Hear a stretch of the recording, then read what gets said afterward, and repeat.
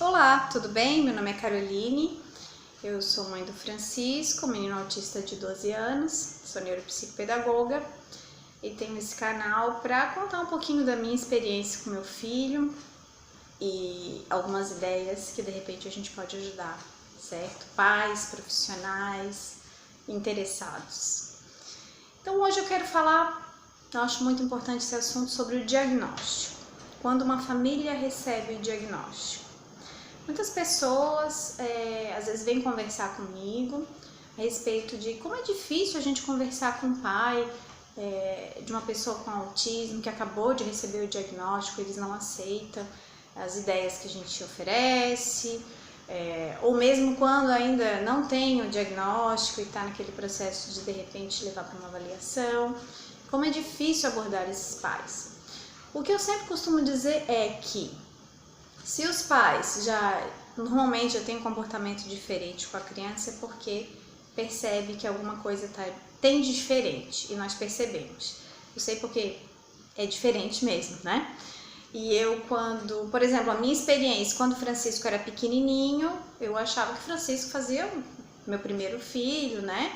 Eu fazia tudo perfeitamente, normal, né? Eu não estranhava o fato do Francisco não chorar, nunca. A primeira vez que ele chorou, com lágrima, né? Eu bati uma foto, porque eu achei ele muito bonito, porque ele não chorava, né? Isso tudo bem, é uma criança super feliz, né? É uma criança ótima. Crianças com autismo costumam ser muito felizes, né? Costumam, mas tem aquele que chora o tempo todo, porque ninguém é igual a ninguém. Tô falando uma grande maioria, certo? Muito bem, então eu achava, por exemplo, que o Francisco estava tudo certo com ele, inclusive ele era muito feliz, muito tranquilo, por isso a coisa devia estar ótima, né? E na verdade, quando eu olhava um outro bebê, né, uma vez eu comparei um bebê da mesma idade com o Francisco, eu achei aquele bebê muito esquisito. Cara, o bebê pegou um copo que tava no carrinho e ele tomou a água. Que bebê mais coisa esquisita, parece um robô essa criança, né? Claro que meu filho, ótimo, e o dos outros não. Então isso acontece, aconteceu comigo, né? Muito bem, pode acontecer com outras pessoas. O que acontece é que depois de algum tempo, normalmente depois dos 2 anos, né? A gente percebe que dá um baque bem gritante.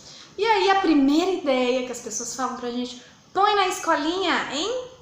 Vai interagir, vai resolver todos os seus problemas, todos. E aí você bota na escolinha.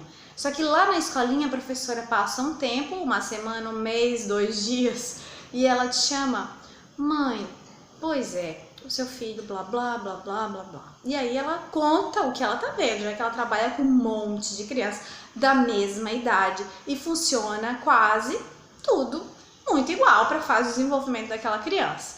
Mas o seu filho não.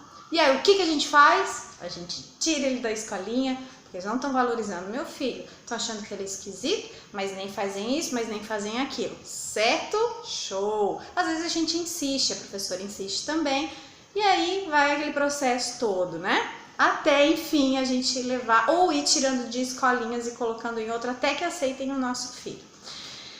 E isso demora muito tempo. Então, quando a gente fala de diagnóstico, a abordagem que a gente deve ter com esses pais, né, que eu gostaria, de repente, que tivesse comigo, não garantido que desse certo, né, é que, em primeiro lugar, que a gente estabeleça uma relação de amizade.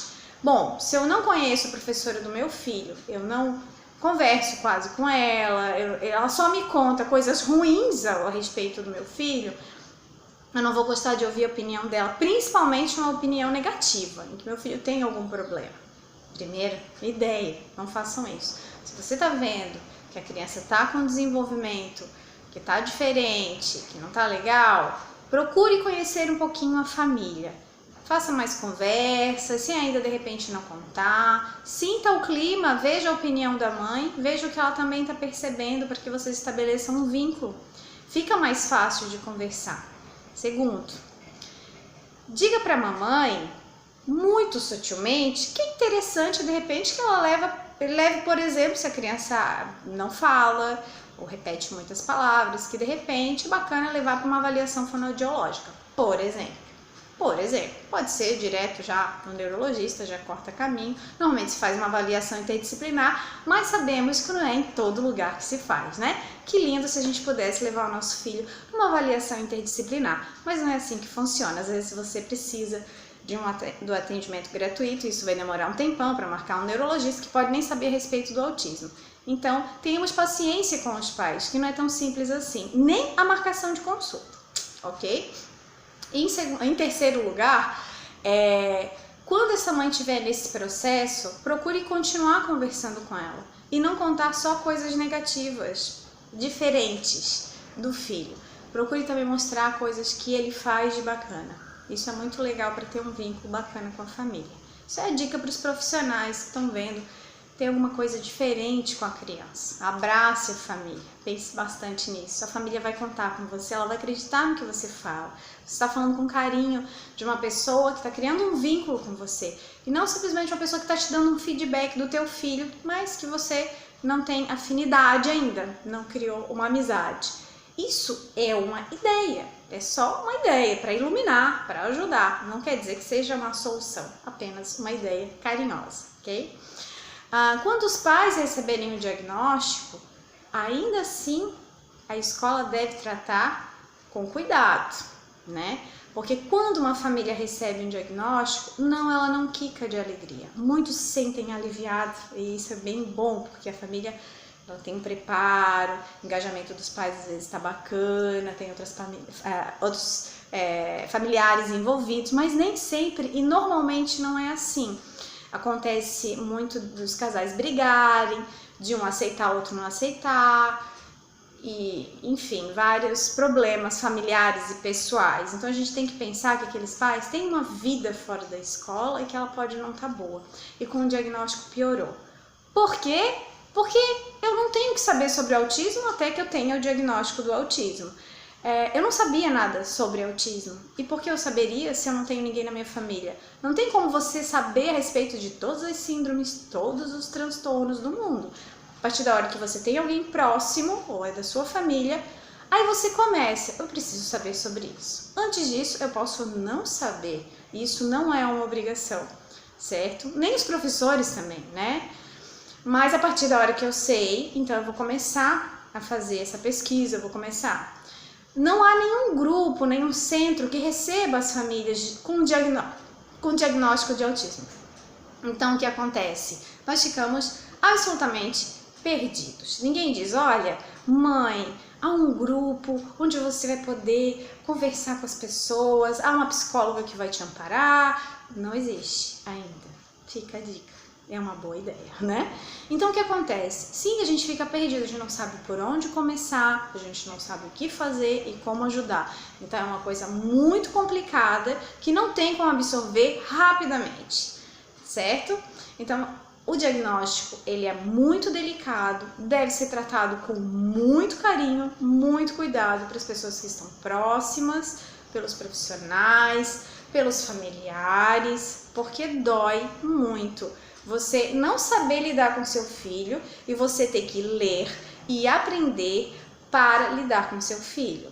Técnicas, ideias, sugestões, você tem que entender o funcionamento cognitivo do seu filho. Você que tem um filho neurotípico, você fez isso? Tipo, quando o seu filho tinha 2 aninhos, você começou a ler a respeito do desenvolvimento infantil para conhecer mais o seu filho?